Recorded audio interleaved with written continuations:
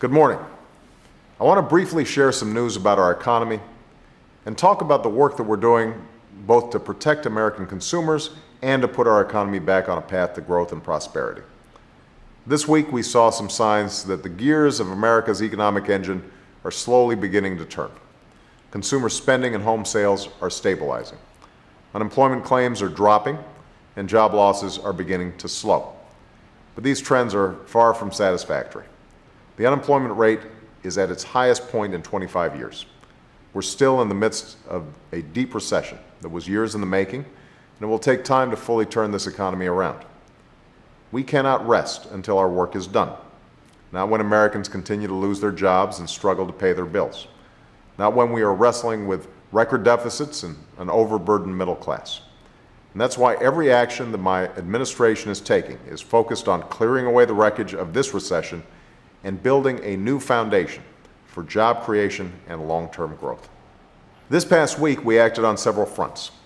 To restart the flow of credit that businesses and individuals depend upon, we completed an unprecedented review of the conditions of our nation's largest banks to determine what additional steps are necessary to get our economy moving.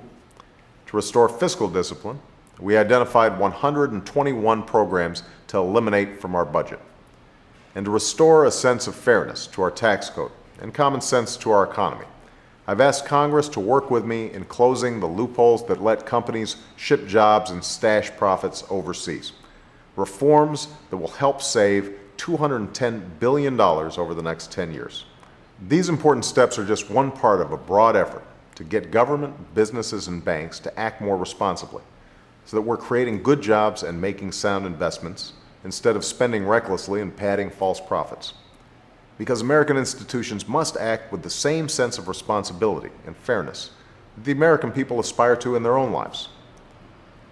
Nowhere is this more apparent than in our credit card industry. Americans know that they have a responsibility to live within their means and pay what they owe. But they also have a right not to get ripped off by the sudden rate hikes, unfair penalties, and hidden fees that have become all too common in our credit card industry. You shouldn't have to fear that any new credit card is going to come with strings attached, nor should you need a magnifying glass and a reference book to read a credit card application. And the abuses in our credit card industry have only multiplied in the midst of this recession, when Americans can least afford to bear an extra burden. It is past time for rules that are fair and transparent. And that's why I've called for a set of new principles to reform our credit card industry. Instead of an anything-goes approach, we need strong and reliable protections for consumers. Instead of fine print that hides the truth, we need credit card forms and statements that have plain language in plain sight. And we need to give people the tools they need to find a credit card that meets their needs. And instead of abuse that goes unpunished, we need to strengthen monitoring, enforcement, and penalties for credit card companies that take advantage of ordinary Americans. Now, the House has taken important steps towards putting these principles into law, and the Senate is poised to do the same next week. Now I'm calling on Congress to take final action to pass a credit card reform bill that protects American consumers so that I can sign it into law by Memorial Day. There's no time for delay.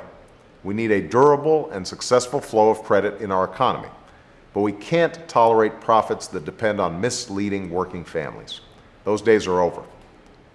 Now, this economic crisis has reminded us that we're all in this together. We can't prosper by putting off hard choices or by protecting the profits of the few at the expense of the middle class. We're making steady progress towards recovery, but we must ensure that the legacy of this recession is an American economy that rewards work and innovation, that's guided by fairness and responsibility, and that grows steadily into the future. Thanks.